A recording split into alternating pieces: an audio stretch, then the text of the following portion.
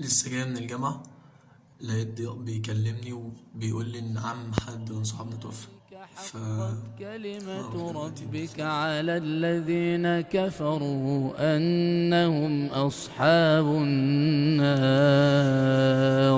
الموضوع الذين صعب على أي حد إن يحملون هو يتحمله العرش لو حد. ومن احنا حوله دلوقتي في شعبان وداخلين على رمضان. يسبحون بحمد فالموضوع صعب ربهم جدا، صعب جدا على أي ويؤمنون حد به يعني.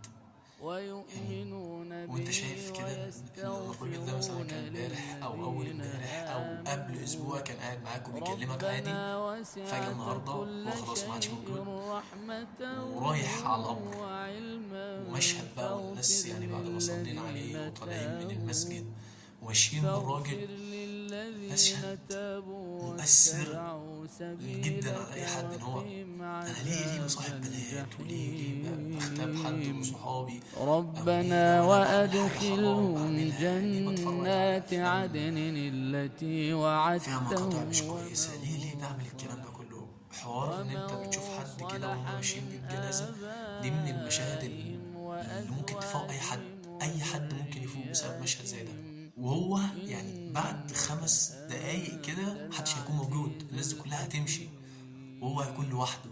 وقيموا وكلهم آتيه يوم القيامة السيئات فردا. ومن تق السيئات فالمشهد ده يومئذ أثر عليا جدا، فقد خصوصا إن احنا داخلين على رمضان. رحمته فالموضوع وذلك هو صعب جدا على أي حد إن هو الفوز يتحمله أو يتحمل.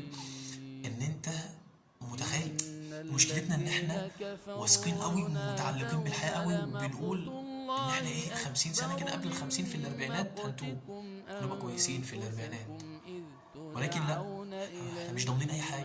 أنا مش ضامن، الإيمان أنا عن نفسي مش ضامن. الرسول عليه الصلاة والسلام كانوا فتكفرون بيدفنوا حد يعني، فقعد على قالوا القبر كده وقال لهم ربنا لمثل هذا اليوم أمتنا فأعدوا يعني. اثنتين لليوم اللي وأحييتنا انت هتخش فيه القبر اثنتين استعد. فاعترفنا فاكس بقى اي حاجة، فاعترفنا فاكس خالص، فاكس الناس بذنوبنا وفاكس الكلام ده كله، فاكس. انت فاعترفنا ممكن تراضي الناس على حساب حاجة بذنوبنا ربنا فهل مش امر بيها إلى بجد. الفلوك ده انا خروج مش بتصنع ولا بقول لك من لا اعمل اي حاجة، اتغير. انا عن سبيل نفسي يعني لا لازم تاخد قرار كده، لازم تيجي في فترة كده وتاخد قرار من بأنه الحاجات اللي هتبقى لا مؤثرة عليك.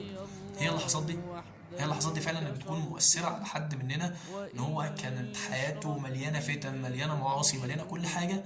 انا مش عارف هل ربنا هيقبل حاجة زي كده مني او منك او من اي حد، انا مش عارف. بس انا هعمل واسيب هذا الموضوع كله على ربنا.